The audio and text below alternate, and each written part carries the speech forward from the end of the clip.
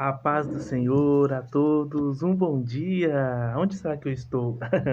Estou em mais um lugar diferente, estamos no nosso pão diário, o nosso diário, lembra-se do diário que você escrevia? O nosso diário de palavras bíblicas, o nosso diário de meditações bíblicas, a oportunidade que nós temos de falar um pouco mais de Deus todos os dias, em todos os lugares, de forma bem, digamos assim, improvisado, mas também estudado e dedicado a cada um de vocês que curtem o nosso canal, que gostam do nosso tema, que gostam daquilo que a gente fala.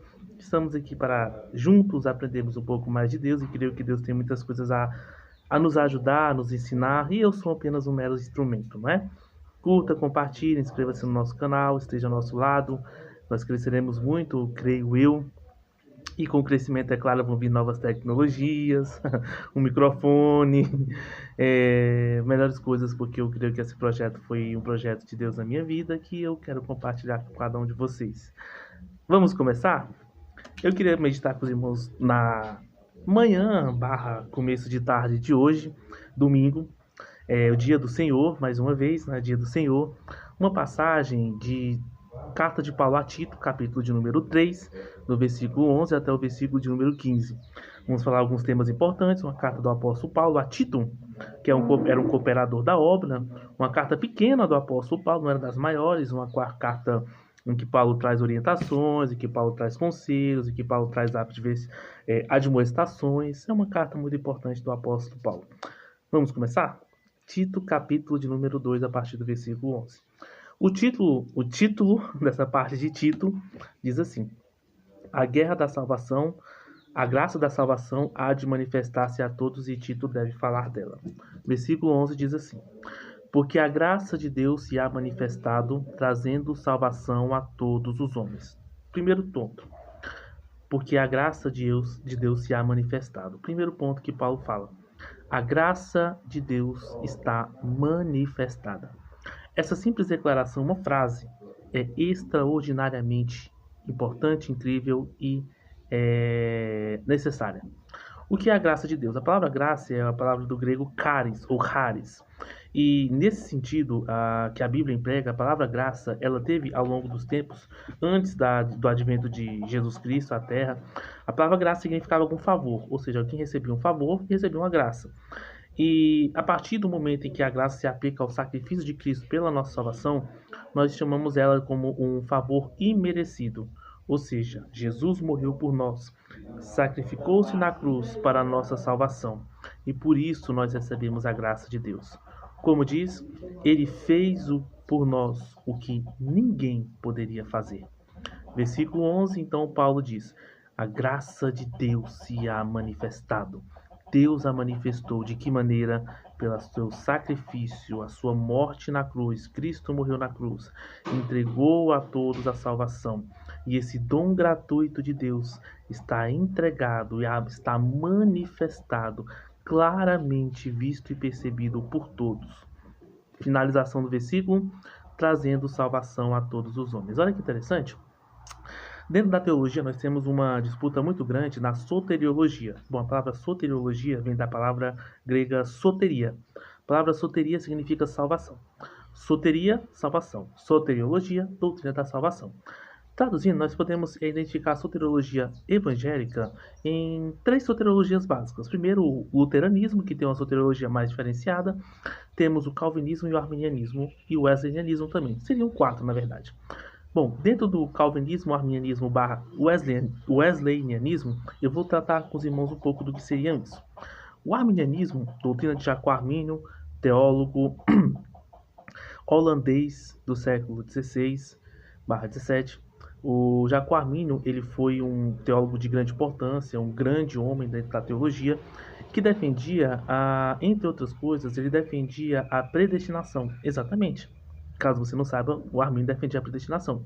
No entanto, o Armínio dizia que Deus predestinava pessoas para a salvação ou não, mas de acordo com a sua presciência. Ou seja, Deus ele tinha acesso à fé prevista e com isso, então, ele dizia quem seria salvo ou não. Já o teólogo João Calvino, teólogo francês, nascido em 1509, defendia que Deus ele predestinava pessoas à salvação ou à perdição de acordo com seu decreto, ou seja, de acordo com determinações que ele havia feito na eternidade. Era um mistério de Deus.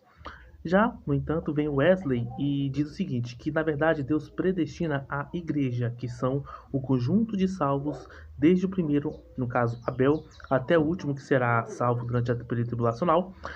Todos esses que foram salvos, fiéis a Cristo, fazem parte da igreja. Então Deus predestina a igreja para a salvação. E se você estiver dentro da igreja, diga-se, não se trata de igreja física, mas de igreja espiritual. Se você estiver dentro dessa igreja, você está salvo. Se você estiver fora da igreja, você não tem a sua salvação. Então, nós observamos essas três doutrinas. E dentro da minha linha, da soteriologia, eu sou wesleyano. Ou seja, eu creio que Deus ele predestina a igreja para a salvação e se você estiver servindo a Deus fielmente, você faz parte dessa igreja. Baseado nessa parte, nós temos aí o versículo 11.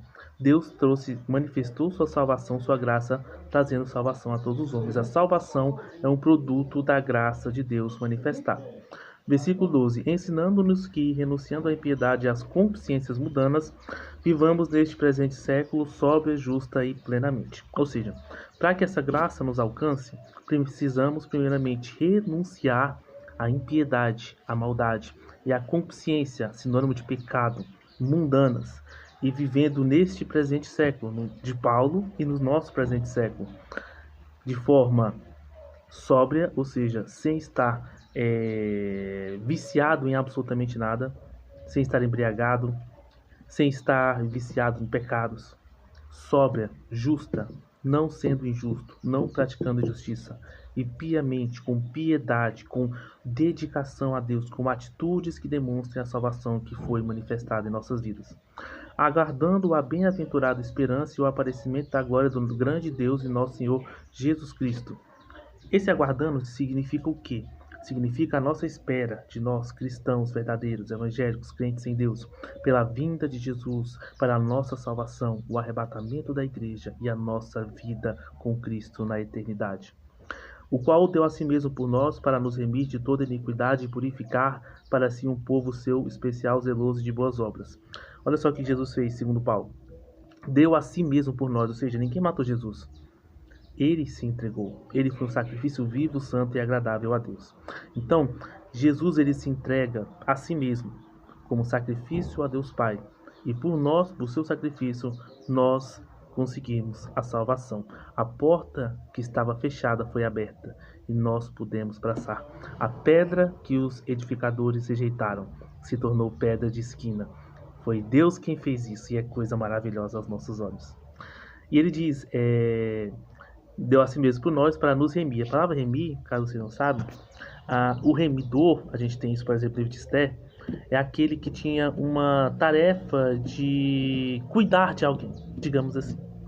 O remidor era aquele que dava suporte a alguém, que ajudava alguém, que cuidava dessa pessoa.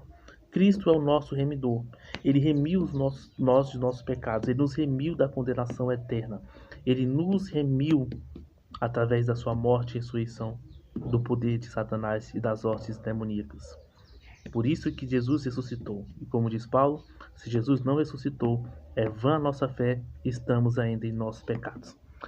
E para o último versículo 15, vai dizer assim: fala disto e exorta e repreende com toda a autoridade, ninguém te despreze. Paulo ainda dá o conselho a Tito de falar essas palavras, de pregar esse tipo de tema, de trazer isso à tona, porque isso traz salvação à vida das pessoas. A passagem de Tito mostra a importância de estarmos sempre fiéis a Cristo e que Deus está vindo para nos salvar. Que o pão diário seja abençoado na sua vida. Um ótimo domingo. Que Deus abençoe. Amém.